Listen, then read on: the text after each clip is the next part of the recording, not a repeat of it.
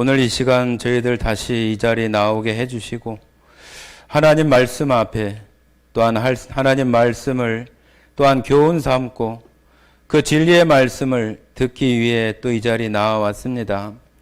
주님, 여기 나온 모든 자들을 주님 축복하시고 하나님의 그 구원의 기쁨과 주님 주시는 그 평안이 그 마음속에 차고 넘칠 수 있도록 주님 은혜로 더해 주시기를 원합니다. 이 시간 함께 방송으로 참여하는 성도와 또한 가정들에게도 하나님의 돌보심과 또한 인도하심이 언제나 항상 함께 계심으로 주님을 바라보며 언제 어느 때든지 주님 능력 의지하여서 주시는 그 하루하루를 살아갈 수 있게 하시기를 원합니다. 주님, 코로나 전염병이 심해지고 또 약해지기도 하면서 또 계속해서 또 성도들을 또 힘들게 하는 그런 일들이 여전히 있습니다. 주님, 그러한 것들 속에서 우리 스스로가 잘 지킬 수 있도록 개인의 방역을 잘 하면서 그러나 움츠러들지 않게 하시고 담대함을 가지고 또 자기가 맡은 그 일들을 해나갈 수 있도록 인도하셔서 주님의 돌보심을 받으며 살아가는 모든 성도와 가정들이 되게 하시기를 원합니다. 주님, 특별히 코로나로 또 고통 중에 있는 성도와 가정들을 주님 또 돌봐주시고 속히 회복되게 하시며 다시금 하나님 앞에 예배하며 살아가는 귀한 성도와 가정들이 다 되게 하시기를 원합니다. 주님, 이 밤에 저희들 이렇게 불러주셨으니 하나님 말씀으로 친히 양육하시고 또한 교훈하셔서 우리의 믿음을 더 든든히 서게 하시며 십자가의 그 주님을 더 바라보며 나아가는 성도들 모두가 되게 하시기를 원합니다. 오늘 이 시간 가운데에도 오직 하나님 영광 받으시기를 간절히 원하오며 우리를 사랑하시고 언제나 함께 하시는 거룩하신 예수님 이름으로 기도드렸습니다. 아멘. 네, 함께 성경 말씀 창세기 46장입니다.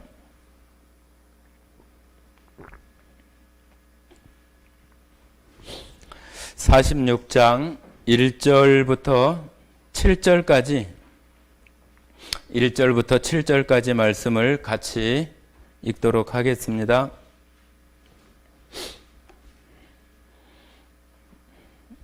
같이 읽겠습니다. 이스라엘이 모든 소유를 이끌고 떠나 브엘세바에 이르고 그의 아버지 이삭의 하나님께 희생 제사를 드리니 그 밤에 하나님이 이상 중에 이스라엘에게 나타나 이르시되 야곱아 야곱아 하시는지라. 야곱이 이르되 내가 여기 있나이다 하매 하나님이 이르시되 나는 하나님이라. 내 아버지의 하나님이니 애굽으로 내려가기를 두려워하지 말라. 내가 거기서 너로 큰 민족을 이루게 하리라. 내가 너와 함께 애굽으로 내려가겠고 반드시 너를 인도하여 다시 올라올 것이며 요셉이 그의 손으로 내 눈을 감기리라 하셨더라. 야곱이 브엘사바에서 떠날새 이스라엘의 아들들이 바로가 그를 태우려고 보낸 수레에 자기들의 아버지 야곱과 자기들의 처자들을 태우고 그들의 가축과 가나안 땅에서 얻은 재물을 이끌었으며 야곱과 그의 자손들이 다 함께 애굽으로 갔더라.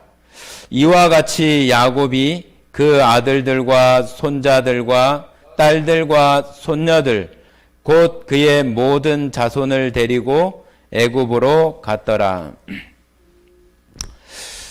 네, 이제 그동안 요셉과 그 형들에 대한 그 만남들이 될 듯 하다가 이제 요셉이 그 형들을 보내서 아버지를 애굽 땅으로 데려오게 하는 그런 그 일들을 우리가 지난 시간에 보았고, 오늘 이제 비로소 야곱의 그 가족 전체, 야곱의 그 자녀들과 또 손자들과 모든 가족들이 다 그 가나안 땅에서 지금 출발해서 애굽 땅으로 지금 가고 있는 그런 내용들을 우리가 읽어보았습니다.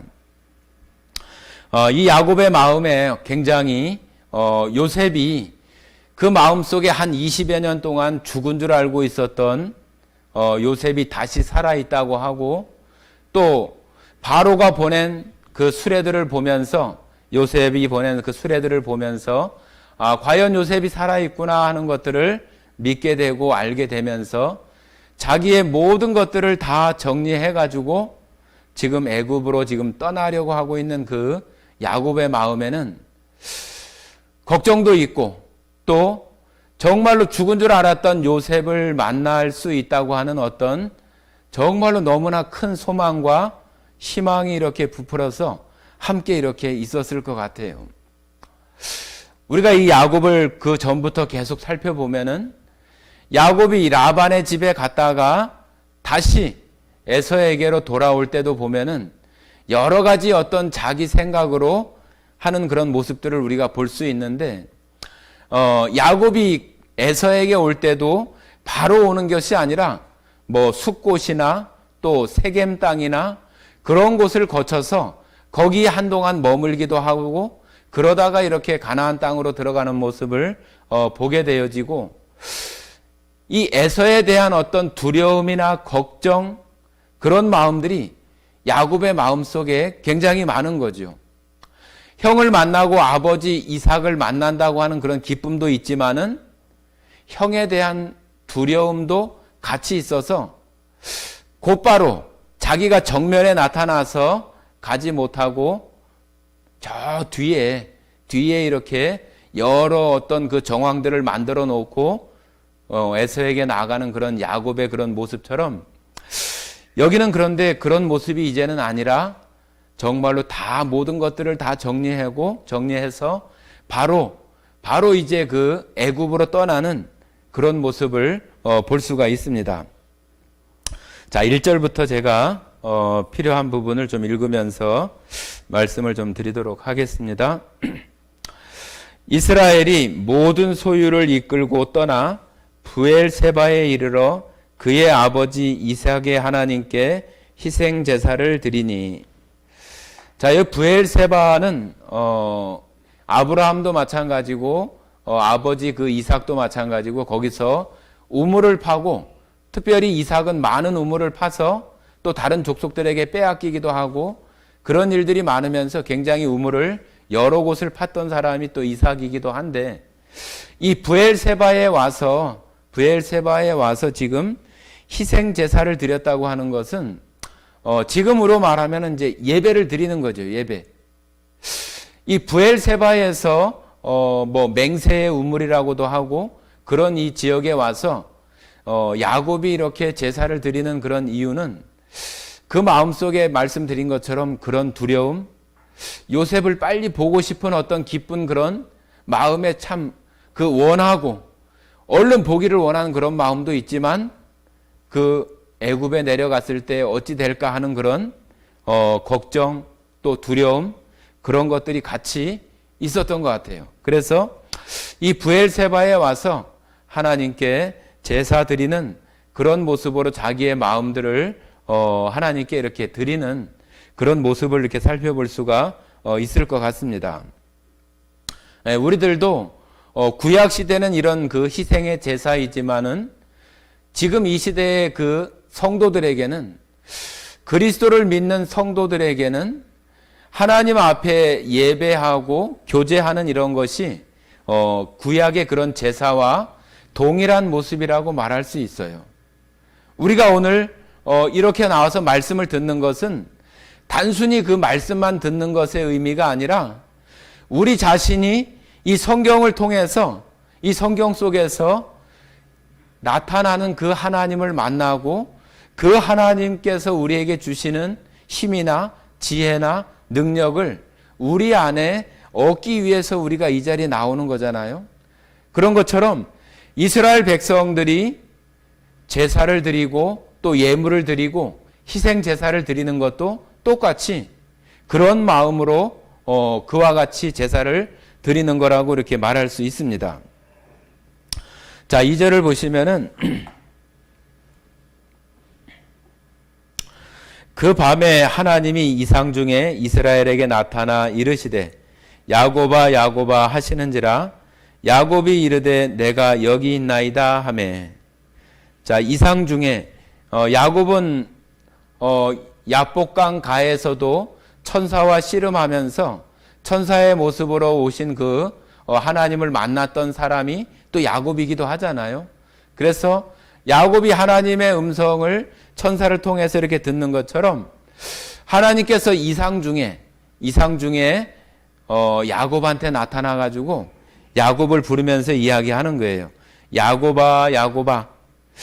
예, 여기 이제 야곱아 야곱아 이렇게 부르는 것이 지금 어떤 아주 긴박하거나 그런 상황이 아니기 때문에 굉장히 부드럽고 그런 그 음성이었다고 이렇게 생각이 되어지는데, 야곱아 야곱아 하나님께서 부르는데 야곱이 내가 여기 있나이다 하면서 그 하나님 앞에 가까이 나아가는 이런 모습이 있어요.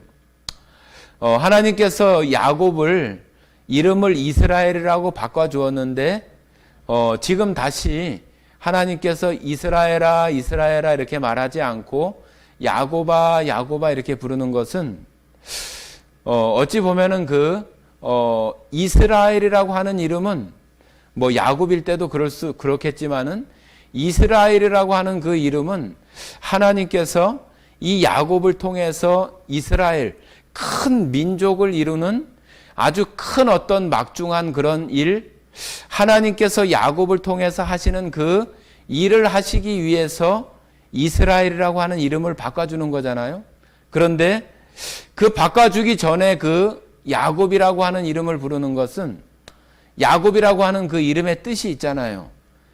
발꿈치를 잡는다, 또 아니면은 속이는 자다, 그런 그 의미들도 이렇게 있어서 마치 그 이전에 야곱이 지금까지 지내오면서 계속 자기의 어떤 그 꾀나 또 자기의 생각, 자기를 보호하고 정말로 어떤 두려운 것들을 모면하라고 했었던 자기 생각에 꽉 차 있는 이 야곱을 하나님께서 이스라엘이라 부르지 않고 야곱아 야곱아 부르는 것은 여전히 이 야곱이 그 이전에 그럴 수 있는 정말로 그 인간으로서의 어떤 연약한 모습이나 그런 모습이 여전히 가지고 있는 그런 야곱을 불러주는 그런 의미로 조금 더 좀 친근하게 또 다정하게 야곱과 이렇게 좀 가까이 하고자 했었던 그런 모습으로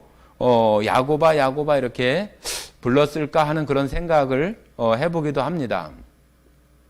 왜 그러냐 하면은 우리가 신약 성경에도 보면은 베드로에게 얘기할 때도 베드로야 베드로야 그렇게 얘기하지 않고 요한의 아들 시몬이라고 하든가 아니면은 바요나 시모나라고 한다든가, 그 베드로라고 하는 그 이름을 바꿔주기 전에 시몬이라고 하는 그 이름을 불러서 베드로에게 이렇게 말하는 그런 모습들이 굉장히 많이 있어요.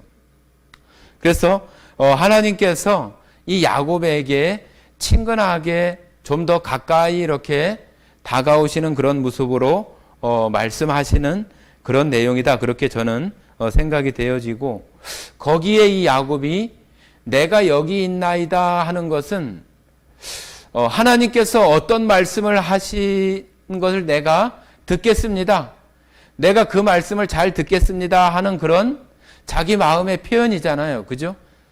그냥 불렀는데 아무 대답도 안 하는 것은, 지금 내가 여기 있나이다 하고 대답하는 것은 하시는 말씀을 들으려고 하고 그 말씀에 순종하고자 하는 어떤 그런 어떤 자세, 태도가 내가 여기 있나이다 하는 그런 모습이라고 말할 수 있을 것 같아요.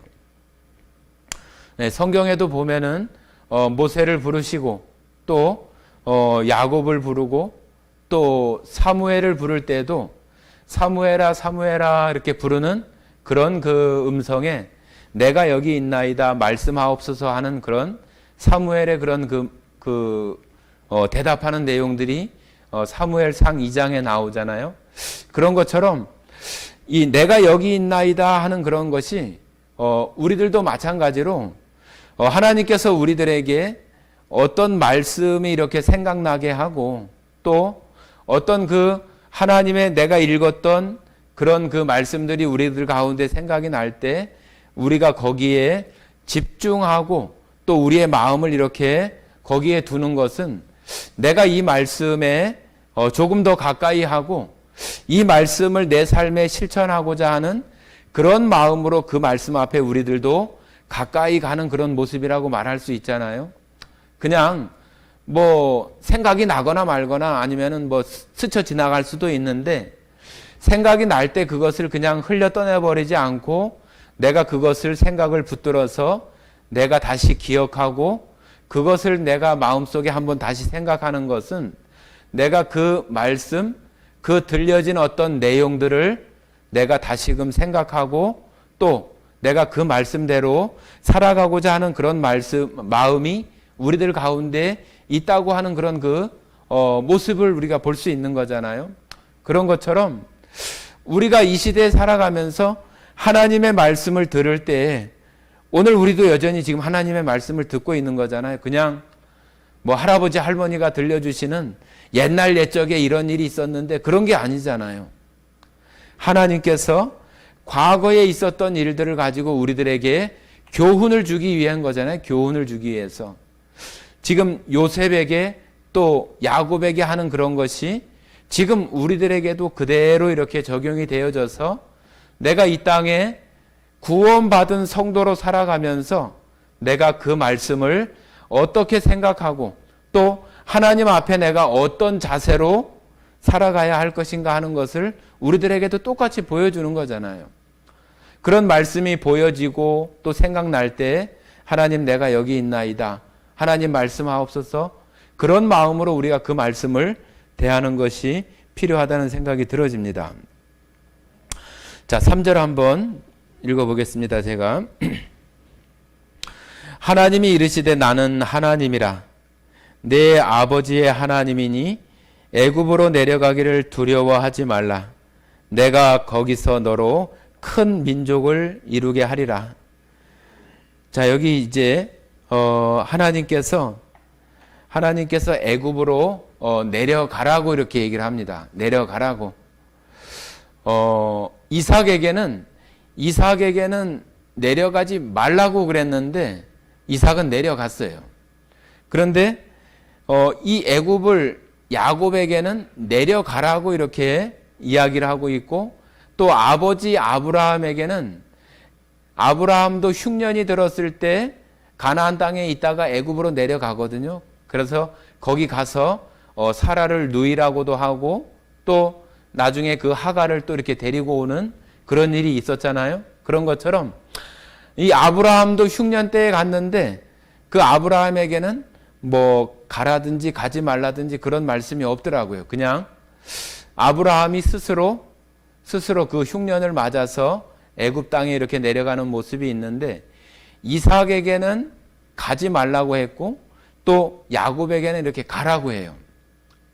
그러니까 우리는 그냥 이 애굽이라고 하는 그 단어, 그 말을 이렇게 한 가지로 생각하는 경향이 많아요. 애굽 하면은 세상.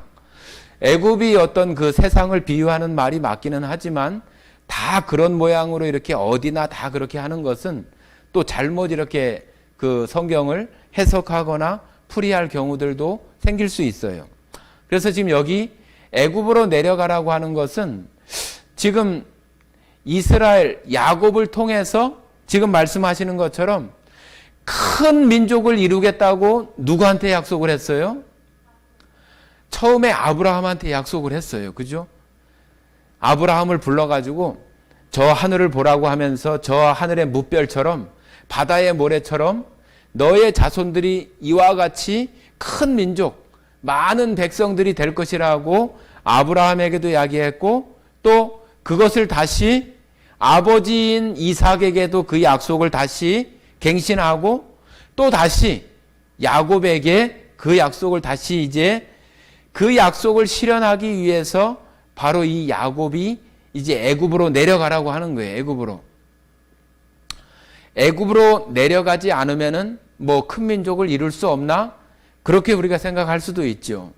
그러나 이 가나안 땅에 지금 야곱의 그 식구들이 몇 명 되지 않는 그 식구들이 그 강대한 그런 그 가나안 족속들 속에서 큰 민족을 이루기가 물론 하나님께서 함께 하시면은 얼마든지 할 수 있지만은 하나님께서는 그 방법이 아니라 이 요셉을 통해서 요셉을 먼저 애굽에 보내고 나중에 야곱의 식구들을 다 그 가운데 들어가게 해서 거기서 이제 큰 민족을 이루게 하시는 거예요. 그것이 성경 앞에 이제 성경 창세기 앞부분에서 그 말씀을 예언하는 것이 있잖아요. 그죠? 애굽에 내려가서 400년 동안 종살이를 하게 될 것이다. 너희는 그래서 4대 만에 돌아오게 될 것이라고 하는 말씀을 하시는 거잖아요. 그죠? 그래서 좀 이따 찾아보겠지만은 그런 것 때문에 하나님께서는 이 야곱을 이 애굽으로 내려가게 해서 거기서 큰 민족을 이루겠다고 하는 것이 하나님의 계획이에요. 그래서 요셉을 먼저 보낸 것이고, 그리고 이제 야곱의 식구들이 지금 가고 있는 거잖아요. 그런데 지금 여기 이제 하나님께서 나타나셔서 야곱에게 이렇게 하는 얘기는 3절에 이야기를 하는 것처럼 내 아버지의 하나님이 애굽으로 내려가기를 하나님이니 애굽으로 내려가기를 두려워하지 말아라. 자, 지금 여기 브엘세바에서 희생 제사를 드리고 있는 이 야곱에게 너 애굽으로 내려가는 거 두려워하지 마. 그렇게 얘기를 하는 거예요. 그러니까 이 야곱이 굉장히 두려움 가운데 있었다고 하는 걸 우리가 볼 수 있는 거죠. 그냥 뭐 우리가 여호수아에게 얘기하는 것처럼 뭐 강하고 담대하라 뭐 그런 그 표현이 아니라 이 야곱이 이 브엘세바에서 하나님께 제사를 드리면서도 마음 가운데 그런 그 두려운 마음들이 있는 거예요. 그래서 하나님께서 나타나셔서 두려워하지 말라고 얘기하고 내가 이 애굽 땅에 들어가서 하나님께서 하시고자 했던 그 계획, 큰 민족을 이루게 하는 그 일을 할 것이라고 하는 것을 이 야곱에게 다시 한번 그 약속에 대해서 말씀을 해 주시는 거죠. 자, 4절 보겠습니다. 내가 너와 함께 애굽으로 내려가겠고 반드시 너를 인도하여 다시 올라올 것이며 요셉이 그의 손으로 내 눈을 감기리라 하셨더라. 자, 하나님께서 요셉에게 너 두려워하지 마. 그렇게만 얘기한 게 아니라 내가 너와 함께 할 것이고 내가 너를 인도할 것이라. 그러니까 너 염려하지 말고 두려워하지 마. 그렇게 얘기를 하는 거예요. 우리들도 밤에 지금은 뭐 이렇게 다 도시 생활을 하기 때문에 그렇지만은 옛날에 시골길에 이렇게 가로등도 없는 그런 길에 갈 때는 뭐 부모님이 마중을 나온다든지 형님이 마중을 나온다든지 그래서 옛날에는 이런 후레쉬 있잖아요. 그죠? 그런 후레쉬 가지고 이렇게 밤길 비치고 다니는데 아무도 없는데 이렇게 가는 것과 형님이든 부모님이든 이렇게 함께 가면은 두려움이 얼마나 많이 내 마음에서 더 떨어져요. 그죠? 안심이 되고 뭐 엄마가 어떤 뭐 큰 용사도 아니고 장수도 아닌데도 엄마와 함께 가고 형과 함께 가는 것만으로도 큰 안심이 되고 두려움이 그 마음속에서 많이 이렇게 사라지는 것을 볼 수 있잖아요. 이 야곱도 마찬가지예요. 야곱도 그렇게 두려워하는데 하나님께서 얘기하는 것이 내가 너와 함께 하겠다. 너와 함께 하겠다. 그리고 내가 너를 인도하겠다. 그렇게 야곱에게 그렇게 약속을 해 주시는 거예요. 하나님께서 그렇게 약속을 해 주시니까 야곱은 그 말씀을 받아들이고 그 말씀을 의지해서 이제는 가야 되는 거죠. 그죠? 우리들도 똑같아요. 야곱에게 지금 이상 중에 나타나셔서 지금 말씀하시는 하나님이 정말로 항상 이렇게 옆에 이렇게 손잡고 다니면서 함께 하겠다고 하는 것이 아니라 하나님은 전능하신 하나님이고 창조주이신 그 하나님께서 네가 어디를 가든지 함께하고 내가 너를 인도하겠다 하면은 하나님을 믿는 그런 그 믿음 안에서는 아, 하나님께서 함께 하시는구나. 하나님께서 나를 인도해 하시는구나. 그러면서 우리들 마음속에 약간의 어떤 두려움과 떨림이 있다 할지라도 그렇게 나아가야 되는 거죠. 그것이 믿는 사람들의 태도예요. 아, 지금 내가 혼자 있는 것 같지만 하나님께서 함께 해주신다고 했어. 하나님께서 나를 인도해 주신다고 했어. 그걸 믿고 나가는 것처럼 야곱에게도 그것에 대한 믿음, 확증을 이렇게 해주는 말씀이에요. 자, 여기 이제 요셉이 그의 손으로 내 눈을 감기리라 하셨더라. 지금도 자식이 부모의 어떤 뭐 임종을 이렇게 지키는 것을 굉장히 어떤 부모에 대한 그 마지막의 어떤 최고의 어떤 그런 그 일로 우리가 여기잖아요. 그래서 부모님이 돌아가시게 되는 어떤 상황이 되면은 자식들을 다 불러가지고 마지막 숨이 떨어질 때까지 이렇게 얼굴을 볼 수 있다든지 또 들을 수 있다든지 그런 것들을 자식들이 이렇게 같이 해주는 것, 그것이 지금도 그렇지만은 이때 당시에도 이 부모의 어떤 그런 임종을 지켜주는 것이 이런 그 근동 지역에서도 가장 큰 어떤 자식으로서 또 부모가 자식한테 이렇게 받을 수 있는 최고의 어떤 그런 것이다고 이렇게 표현되는 그런 글들이 있더라고요. 그러니까 이 야곱은 그런 것들을 다 이렇게 어떤 자식이 마지막까지 너의 임종을 지켜주는 그런 어떤 평안함, 축복된 그런 삶을 살게 될 거라고 하는 것을 야곱에게 이렇게 말을 해주는 거죠. 그래서 야곱에게 그런 이야기를 하면서 5절에 이렇게 이야기를 합니다. 야곱이 부엘세바에서 떠날 새 이스라엘의 아들들이 바로가 그를 태우려고 보낸 수레에 자기들의 아버지 야곱과 자기들의 처자들을 태우고 그의 가축과 가나안 땅에서 얻은 재물을 이끌었으며 야곱과 그의 자손들이 다 함께 애굽으로 갔더라. 자, 지금 이제 수레를 타고 낙타를 타고 모든 그 짐승들을 다 이끌고, 이 사람들은 목동이었어요. 목동. 소나 양이나 염소나 그런 짐승을 치는 그 목동 일을 했기 때문에 그 식구들이 그 키우던 동물들을 다 이끌고 또 요셉이 보낸 그런 수레에다가 짐들 싣고 우리 이사 가는 것처럼 짐 다 싸가지고 지금 애굽으로 지금 내려가는 그런 모습이에요. 자,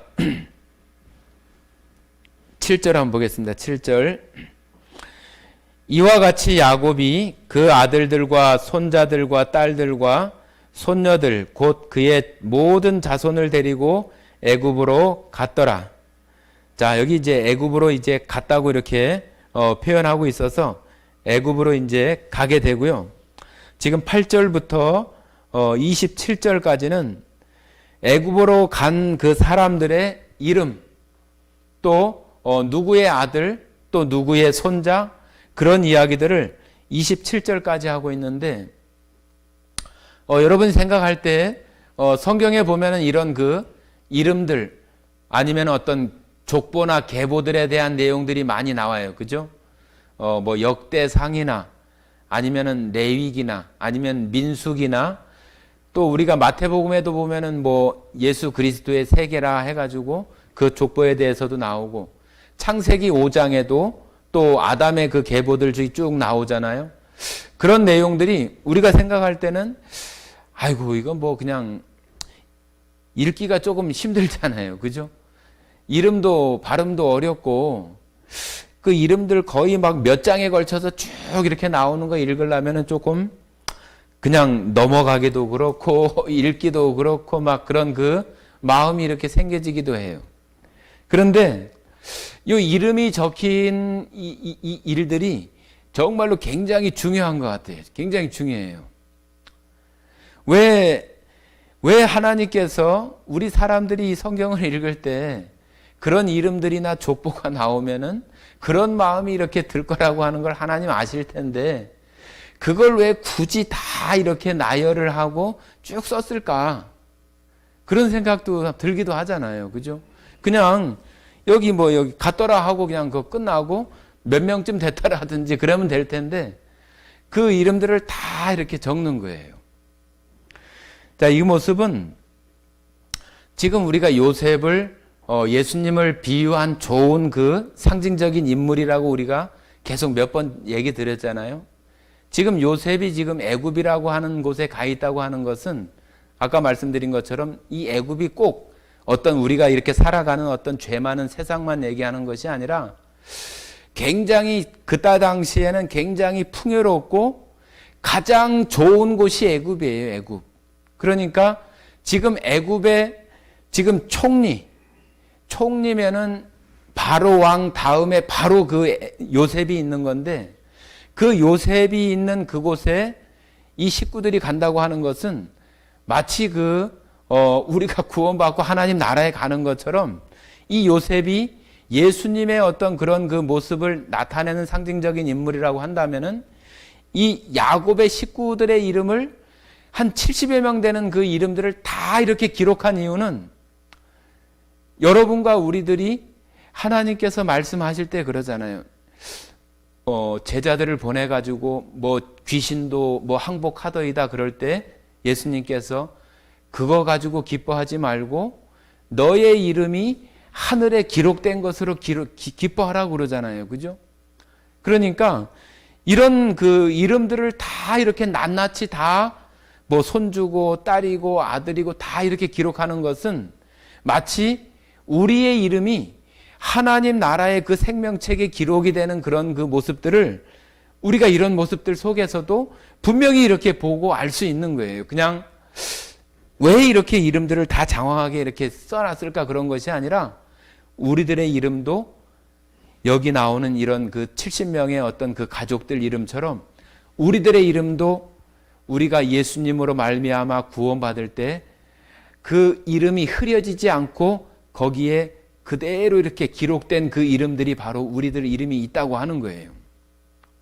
그러니까 요 나오는 이런 그 이름들이 그냥 읽기 귀찮은 그런 것이 아니라 정말로 이것이 하나님의 백성, 이 야곱은 그런 사람을 지금 통합하는 그런 인물이잖아요. 그죠?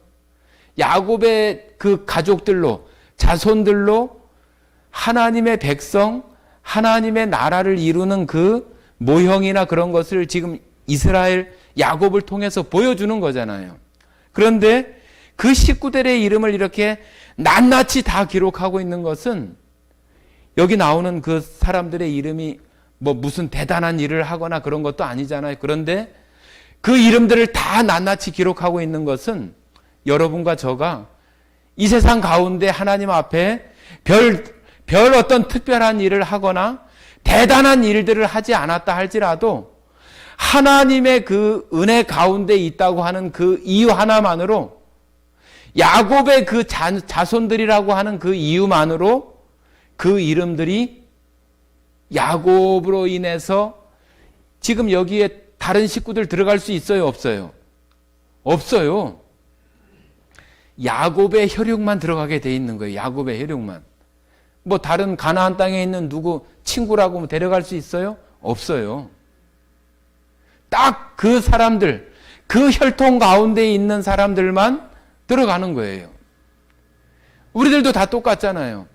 우리들이 잘나든 못나든 그러한 것이 아니라 예수님으로 말미암아 구원받았다고 하는 그 이유 때문에 우리가 그 백성 안에 하나님의 나라 천국에 들어갈 수 있는 그런 사람이 됐다고 하는 것이 마치 야곱의 식구들이 애굽으로 다 이렇게 들어가는 그런 모습을 우리가 상상하고 생각할 수 있는 거예요. 그래서 우리의 어떤 그 훌륭한 점이 없다 할지라도 내가 예수님으로 말미암아 구원받은 그것이 하나님의 그 생명책에 분명하게 윤영호 딱 기록이 되어 있는 거예요. 김동문 기록이 되어 있어서 하나님께서 기억하시고 예수님의 피로 구원받은 그 백성들을 하나님께서 다 아시는 거예요. 그래서 여기 내용들은 계속해서 누가 이렇게 낳고 하는 그런 얘기이기 때문에 하나님께서 하나님이 가지고 계신 그런 특징, 속성이 있어요.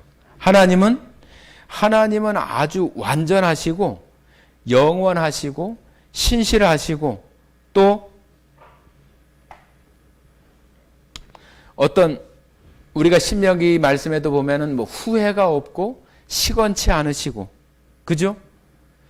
하나님의 그 속성이 우리들에게 말하는 그것은 바로 우리의 어떤 구원에 대한 완전성이나 확실한 것이 하나님께서 완전하시고 하나님께서 온전하시고 하나님께서 거룩하시고 하나님께서 진실하시기 때문에 우리의 구원도 온전하고 완벽할 수 있는 이유는 하나님이 그런 분이기 때문이라고 하는 거예요.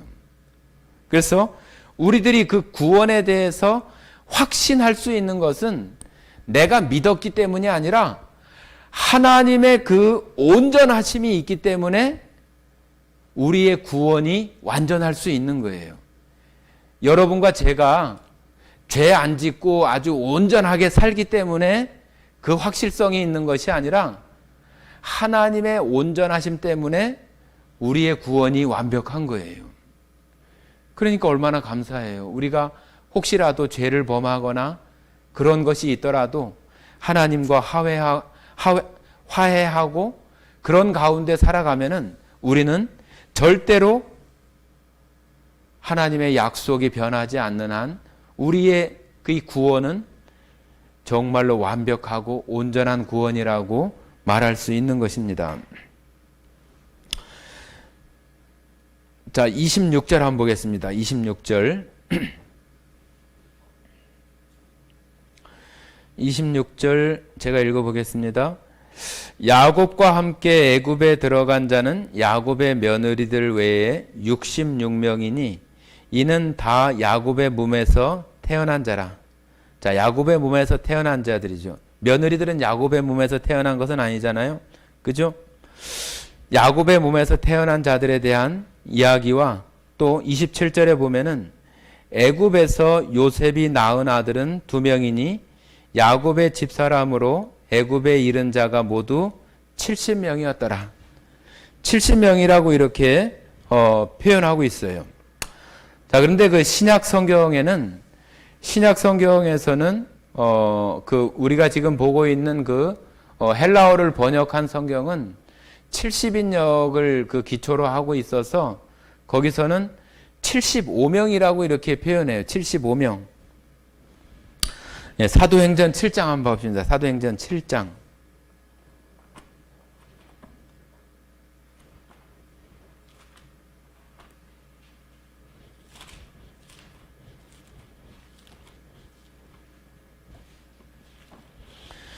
사도행전 7장 14절 한번 보십니다. 14절.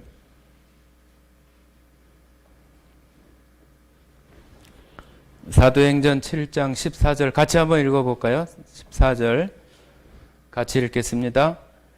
요셉이 사람을 보내어 그의 아버지 야곱과 온 친족 75을 사람을 청하였더니, 자, 여긴 75이라고 나오잖아요. 그래서 혹 어떤 사람은 숫자가 틀리다, 맞지 않다 이렇게 표현도 하는데 여기서 그 숫자는 75명, 70 그러한 것이 어떤 딱히 어떤 정확한 그런 수를 말한다고 하기보다는 여기 그 70이라는 거에 그 의미가 있어요. 70.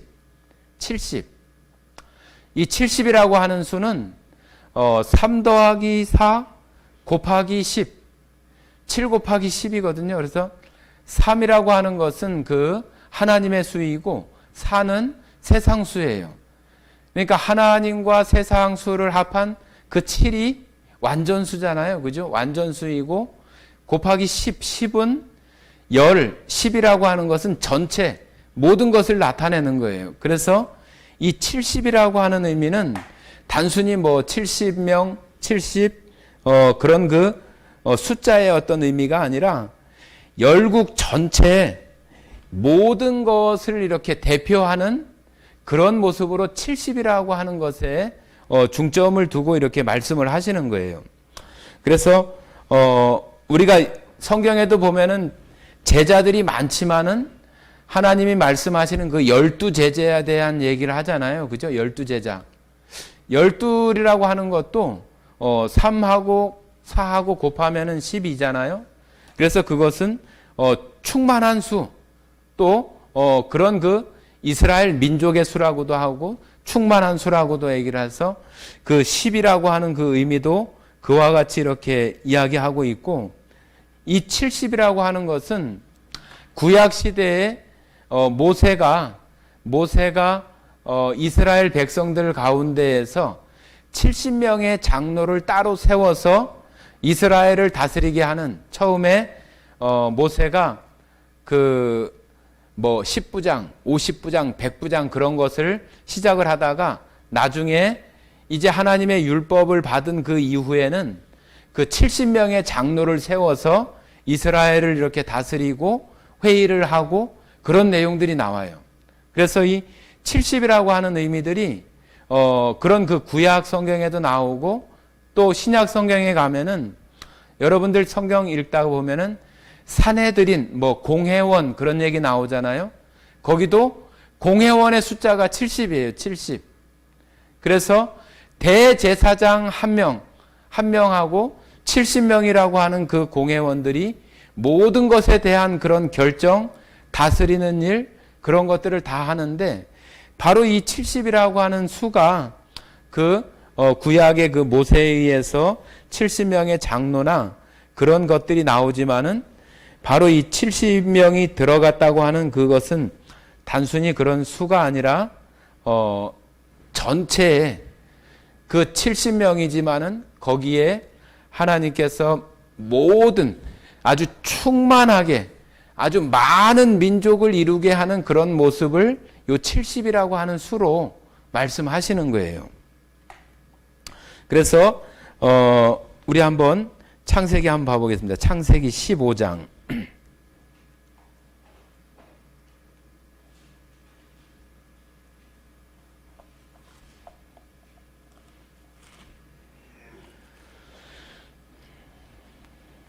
창세기 15장 13절부터 16절까지 한번 읽어보겠습니다. 13절부터 16절까지 같이 읽겠습니다. 여호와께서 아브라함에게 이르시되 너는 반드시 알라.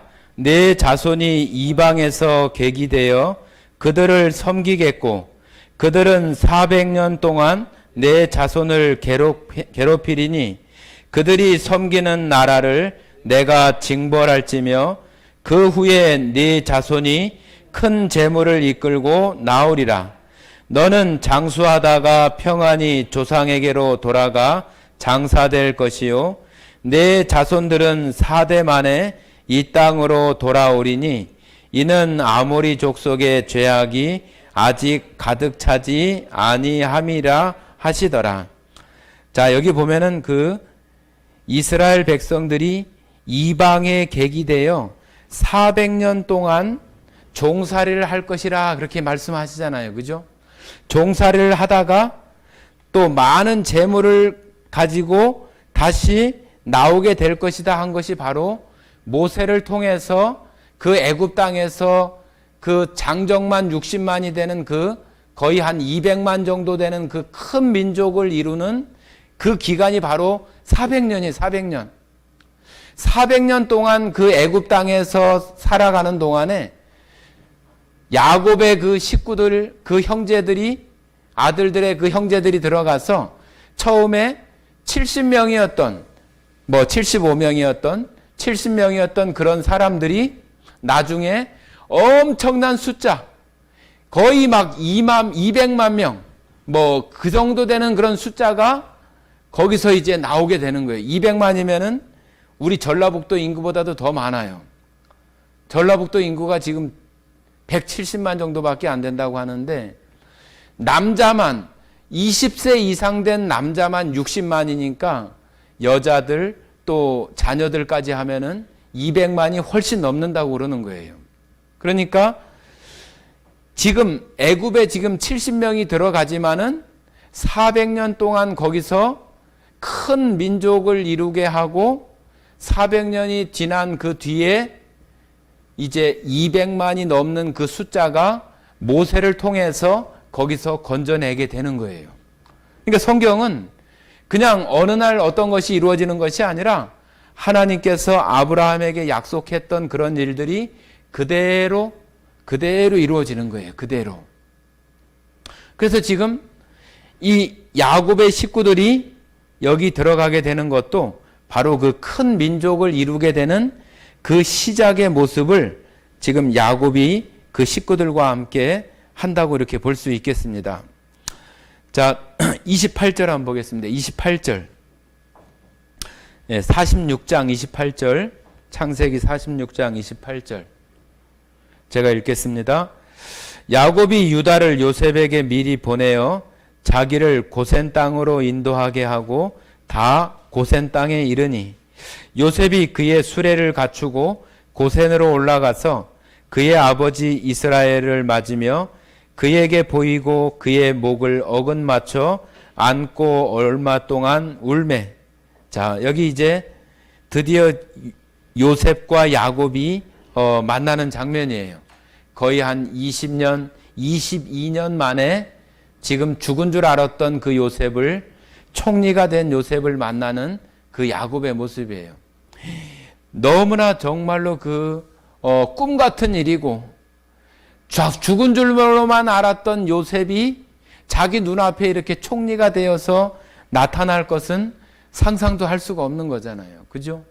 우리가 정말로 지금은 하나님의 나라나 또 하나님의 것들이 희미하고 분명하지 않을 수 있지만은 정말로 하나님 앞에 갔을 때는 우리가 생각했던 그런 것보다 훨씬 더 정말로 눈부시고 우리의 어떤 입이나 단어나 우리가 하는 말로 표현할 수 없을 만큼 엄청난 그러한 것들을 우리가 하나님 앞에 갔을 때 분명히 보게 될 거예요. 야곱이 요셉을 볼 때 그렇게 느끼는 것처럼 저 광활한 또 아니면은 그 계곡이나 풀밭 있는 데서 목동처럼 소나 양이나 염소를 치던 그 야곱이 이 바로의 왕궁과 같은 이 요셉이 그 자기를 맞이하는 그런 광경을 볼 때 얼마나 정말로 달라요. 그 가나안 땅의 그런 그 풀밭 같은 데서 정말로 잘 견고하게 잘 건축된 그런 궁전이나 왕궁과 같은 그런 곳에서 요셉을 만나는 그런 야곱의 모습이 바로 우리가 정말로 상상할 수도 없는 그런 모습들을 우리가 하나님을 만날 때 예수님 앞에 설 때 그런 모습들을 우리가 분명하게 우리가 볼 수 있는 그런 모습이라고 생각이 되어집니다. 자, 여기 이 고센 땅이 있어요. 고센이라고 하는 곳은 이집트, 그러니까 이 애굽 땅에 나일강이 있습니다. 나일강이 우리나라 낙동강, 금강, 섬진강 이런 게 있는 것처럼 나일강이 이집트, 지금의 이집트의 우리나라의 한강처럼 그 나라 홍해 쪽으로 해서 이렇게 지중해로 흘러가는 그 강줄기가 나일강인데 이 고센 땅은 바로 그 나일강 그 하류, 나일강 하류에 있는 나중에 이 나일강이 거의 끝에쯤 가서 한 두세 갈래로 이렇게 갈라지는데 그 강이 이렇게 갈라지는 그곳, 거기가 굉장히 비옥하고 농사도 잘 되고 또 목축을 하는 사람들이니까 풀밭도 많아야 되잖아요. 그런 그 아주 굉장히 아주 좋은 아주 그냥 우리가 말하면 그냥 옥토 같은 그런 땅이에요. 그런 곳에 고센 땅을 이 요셉이 준비하고 이 아버지와 그 가족들을 그 고센 땅에 오게 하는 거예요. 그런데 이 고센 땅은 이 애굽이라고 하는 나라, 이 애굽은 그 당시에 가장 그 강대한 나라였고 모든 것의 중심지이고 모든 것이 어떤 문화나 모든 것이 일어나는 그런 곳이에요. 그러니까 그 애굽 땅에서는 우상 숭배도 많고 세상에 어떤 풍속이나 문화가 많은 곳이잖아요. 그런데 이 고센은 어떤 곳이냐면은 바로 그 가나안 땅에서 불과 얼마 떨어지지 않은 곳이에요. 가나안 땅에서 그렇게 멀지 않은 그런 곳이고 거기에 요셉은 그 고센 땅에다가 자기 민족, 자기의 어떤 민족들이 살아갈 수 있는 그 땅을 거기에 마련을 한 거예요. 그래서 고센 땅으로 이렇게 따로 분리를 한 것은 애굽이라고 하는 나라에 살기는 하지만 그 애굽의 문화나 애굽의 우상 숭배나 애굽이 따라가는 그런 세상의 모든 일들 가운데에서 분리되고 또 변두리에 있는 그런 환경 속에서 거기에 물들지 않고 살아갈 수 있는 그런 지역을 하기 위해서 아주 중심부가 아니라 아주 떨어져 있고 또 나중에 또 이 민족들이 다시 가나안 땅으로 가기 위해서는 저 멀리 있는 것보다는 가까이 있는 게 좋잖아요. 그죠? 그래서 그 가나안 땅과 제일 인접한 무슨 강이라고 그랬죠? 나일강 그 하구 쪽에 그 고센 땅에 자기들의 식구들을 오게 하는 거예요. 예, 우리들도 똑같아요. 지금 이 땅에 살아가면서 우리가 살고 있지만 이 땅에 속해서 살아가서는 안 되는 거예요. 우리가 분명히 이 땅에 살아요. 그죠? 이 세상 속에 살잖아요. 그러나 세상의 문화나 세상의 풍속, 세상의 어떤 가치, 그런 것들과 같이 이렇게 추구하면서 살면은 세상에 속한 거예요. 그러나 그런 것들 가운데 속하지 않고 하나님 원하시고 하나님 기뻐하시는 것을 쫓아서 살아가는 것은 세상에 속한 것이 아니라 하나님께 속한 상태로 세상에 사는 거예요. 그러니까 이 고센 땅이라고 하는 것이 애굽에 속해 있지만은 애굽에 속해 있는 땅이긴 하지만은 구별되게 이스라엘 백성들에게 이렇게 있던 것처럼 우리들도 이 땅에 사는 것처럼 이 땅에 살지만 세상의 어떤 가치나 문화나 우상 숭배나 그런 것들에 속하지 않고 하나님께 속한 마음으로 살아가야 되는 것이 우리 구원받은 사람들의 생활하는 모습이어야 돼요. 우리가 이처럼 이렇게 예배를 드리는 것은 우리가 이 세상과 세상과 한 몸이나 하나가 돼서 살아가는 것이 아니라 이 세상의 어떤 권세를 잡고 있는 사단 마귀의 그러한 속임수나 우리를 넘어지게 하는 것이나 그런 것들을 대항하고 또 그런 것들을 막기 위해서 우리가 이 예배라고 하는 것을 통해서 우리가 힘을 얻고 그런 것을 이기고 승리하기 위해서 예배를 드리는 목적도 있는 거예요. 우리가 예배 생활을 하지 않으면은 우리가 편안하고 좋을 것 같지만은 그렇지 않아요.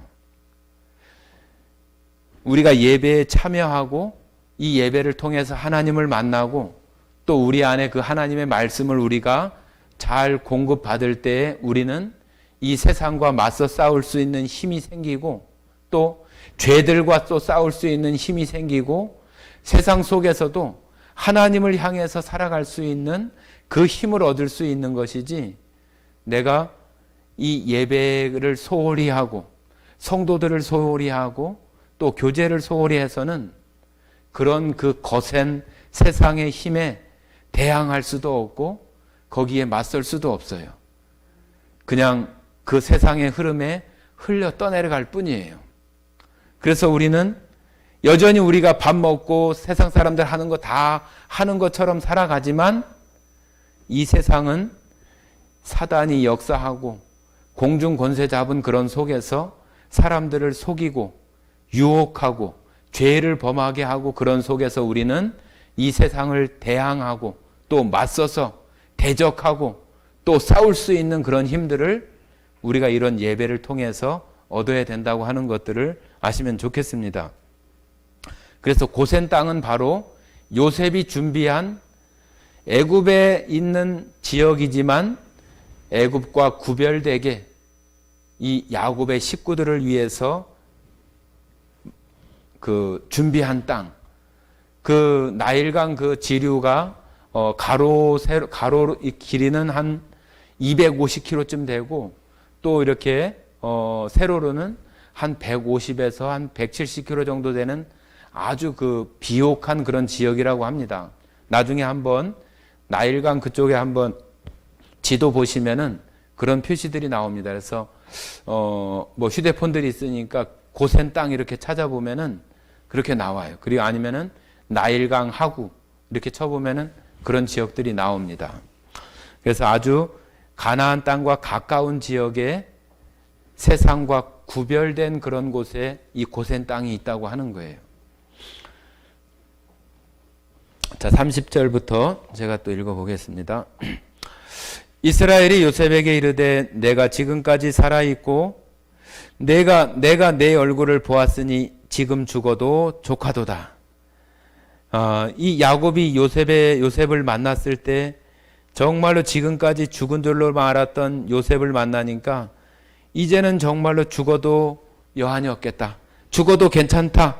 그런 마음이 이렇게 야곱의 마음에 드는 거예요. 지금 죽어도 조카다 이 얘기는 나 지금 뭐 죽겠다, 죽고 싶다 그런 이야기가 아니라 지금 죽어도 괜찮다, 상관없다, 뭐 여한이 없다 그런 의미죠. 이제는 자기가 사는 날 동안에 또 기쁨을 얻을 수 있는 그런 것을 다 했으니까 이제는 죽어도 여한이 없다. 이제 죽어도 괜찮다, 상관없다 그런 의미예요. 자, 이것이 바로 구원받은 자들의 그런 마음이고 고백이에요. 우리가 이 땅에 살아가면서 구원받은 사람들은 살아도 좋고 죽으면 더 좋고 우리가 살아가는 이 세상 속에서 우리가 구원받았을 때 제가 지난번에 한번 그런 말씀 드렸잖아요. 우리가 구원받을 때 우리는 영원한 생명 가운데 시작을 하는 거예요.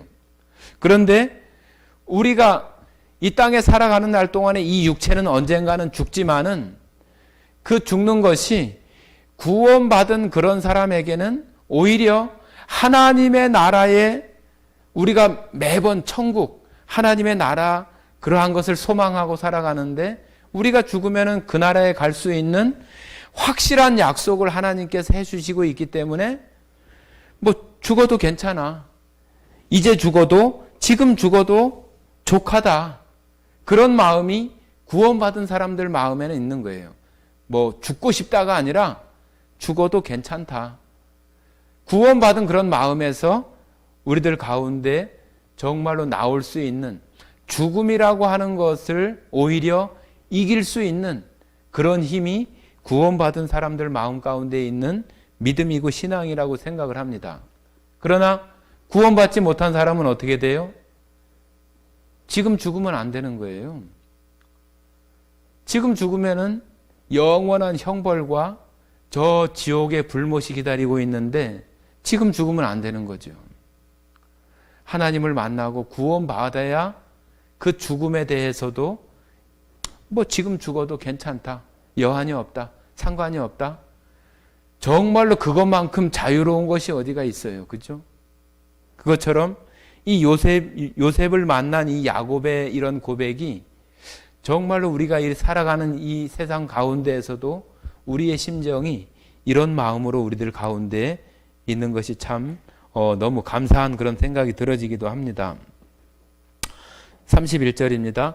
요셉이 그의 형들과 아버지의 가족에게 이르되 내가 올라가서 바로에게 아뢰어 이르기를 가나안 땅에 있던 내 형들과 내 아버지의 가족이 내게로 왔는데 그들은 목자들이라 목축하는 사람들이므로 그들의 양과 소와 모든 소유를 이끌고 왔나이다 하리니 바로가 당신들을 불러서 너희의 직업이 무엇이냐 묻거든 당신들은 이르기를 주의 종들은 어렸을 때부터 지금까지 목축하는 자들이온데 우리와 우리 선조가 다 그러하니이다 하소서.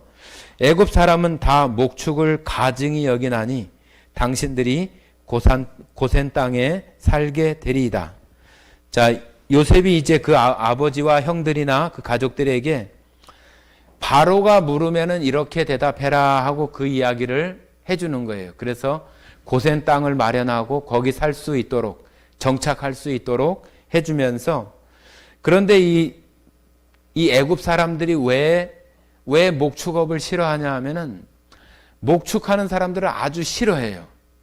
싫어하는 이유는 이 애굽에서 섬기는 신이 뭐냐 하면은 소형상이에요. 소형상.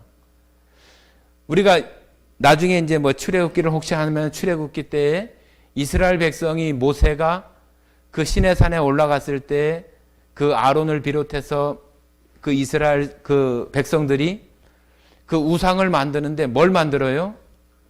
금송아지를 만들어요. 금송아지. 이 애굽 사람들이 섬기던 신이 송아지였기 때문에 애굽에서 400년 동안 살던 그 이스라엘 민족들도 이제 나와서 애굽 이거 광야 가운데 나와서 이거 보니까 먹을 것도 없고 마실 것도 없고 그런 생각이 드니까 야, 하나님이고 뭐고 다 필요 없다. 우리 모세는 이제 언제 올지도 모르니까 우리 신을 만들어서 우리를 인도하게 하자 하고 만든 것이 소예요. 소. 그러니까 애굽 사람들이 그만큼 그 송아지 형상을 신으로 섬기고 있는데 이 목축하는 사람들은 소를 키우고 있잖아요. 그죠?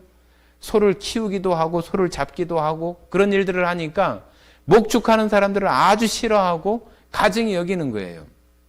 그러니까 그런 여러 가지 연유로 인해서 그 히브리인들, 이스라엘 백성들을 저 고센 땅에 그 사람들의 어떤 그 목축이라고 하는 특성도 있지만은 그곳에서 이스라엘 백성들이 민족들이 이렇게 숫자가 늘어갈 수 있는 환경들을 하나님께서 요셉을 통해서 다 완벽하게 준비하시는 그런 모습이라고 말할 수 있을 것입니다. 여러분들 오늘 여기 46장에 나오는 이런 요셉과 야곱의 식구들이 만나는 이런 장면들을 우리의 어떤 신앙 가운데 이렇게 접목을 해서 생각해 보시고 정말로 우리의 신앙이 우리의 이 구원이 너무나 분명하고 확실한 것은 나의 어떤 능력이 아니라 하나님의 그 완전하시고 온전하시고 거룩하시고 그 성품 가운데 그 속성 가운데 우리를 구원해 주셨기 때문에 우리의 구원이 완벽하고 완전할 수 있다. 우리가 이제 죽는다 할지라도 죽으면 하나님 앞에서 하나님의 그 무한한 영광 가운데 함께 있는 그러한 것들이 우리로 하여금 죽음에서 자유롭게 하고 정말로 구원받았으니 이제 죽어도 족하다. 야곱이 했었던 고백들이 여러분에게 다 큰 심정 가운데 되어져서 이 세상 가운데 죽음을 이기고 살아가는데 겁낼 것이 뭐가 있어요? 좀 더 담대하게 우리의 믿음 가운데 하나님 의지하면서 살아가시는 여러분들이 다 되시기를 바랍니다. 함께 기도하고 마치겠습니다. 사랑 많으신 아버지 하나님 감사드립니다. 오늘 야곱의 식구들과 요셉이 만나는 그 고센 땅들을 살펴보면서 우리의 이 구원이 얼마나 소중하고 정말로 이 세상을 이기는 믿음이 바로 내가 구원받은 이 믿음이라고 하는 것을 생각해 볼 때 너무나 감사가 되어지고 이 땅 가운데 어렵고 힘들고 고통스러운 일들이 있고 유혹도 많지만 우리의 이 구원의 은혜와 하나님의 능력을 의지하여서 더욱더 담대하게 살아갈 수 있는 그 힘들을 우리들 심령 가운데 또 있게 하시니 참으로 감사드립니다. 오늘 이 시간을 통해서 우리와 또 만나주시고 우리의 구원을 더 확증해 주신 그 하나님께 감사드리며 우리를 사랑하시고 언제나 우리의 구원자가 되시는 고마우신 예수님 이름으로 기도드렸습니다. 아멘.